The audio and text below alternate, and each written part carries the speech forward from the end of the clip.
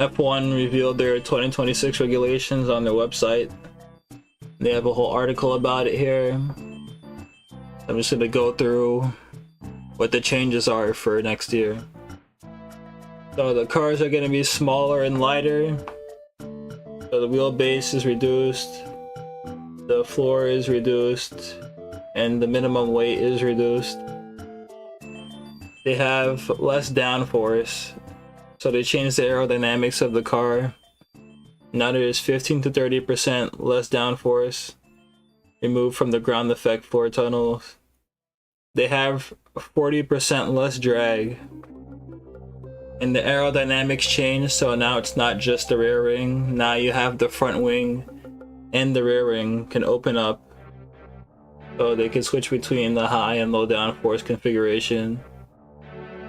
The tires are still at 18 inches, but the front tires are 25 millimeters more narrow, and the rear tires are 30 millimeters more narrow. And I think one of the drivers said that they actually wouldn't notice a difference there, even though they look kind of small. Every little bit helps.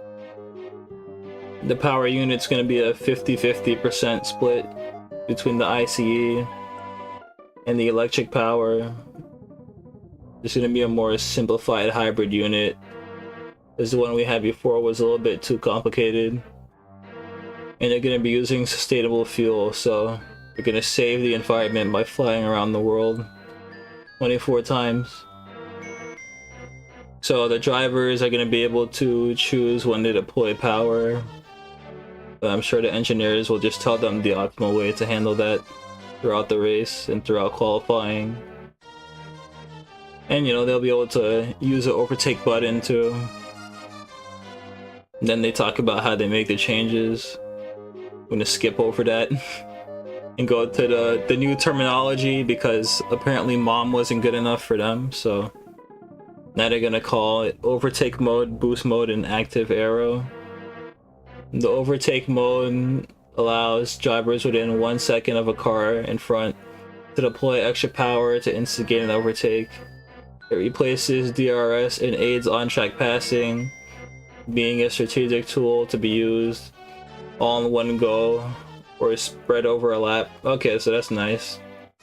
So we basically still have something that's like DRS, but not exactly.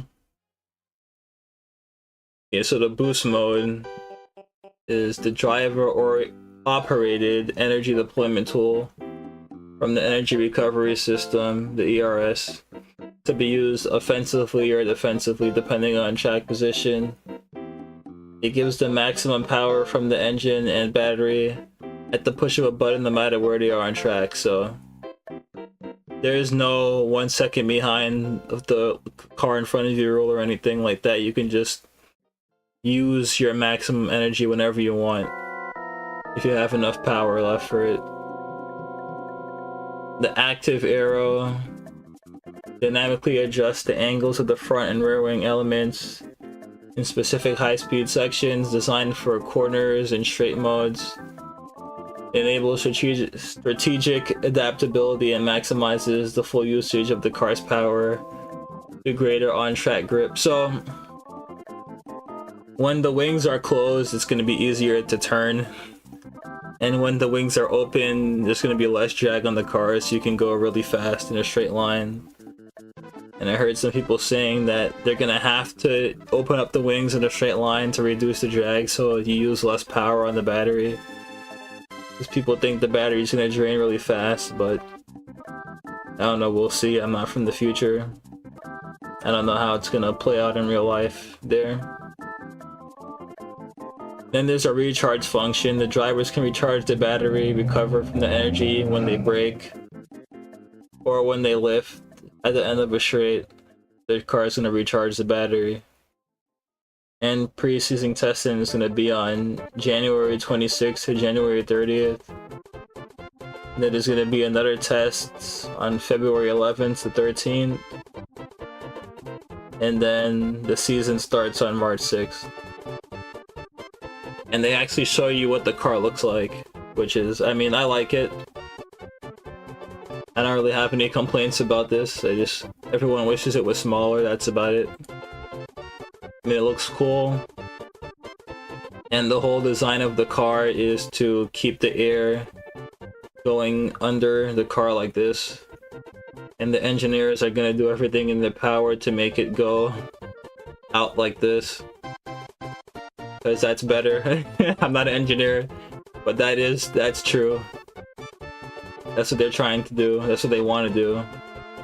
But F1 wants it to go here because it's gonna be easier for a car behind to follow. So that's what it looks like on the side. That's the 2008 front wing. I can show that off. This is why everyone says it looks like 2008, because I mean it's not too far away. It's pretty close.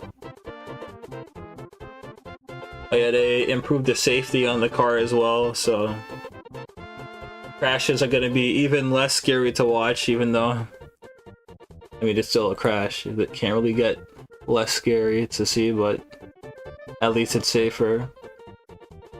That's the back. That's under the car.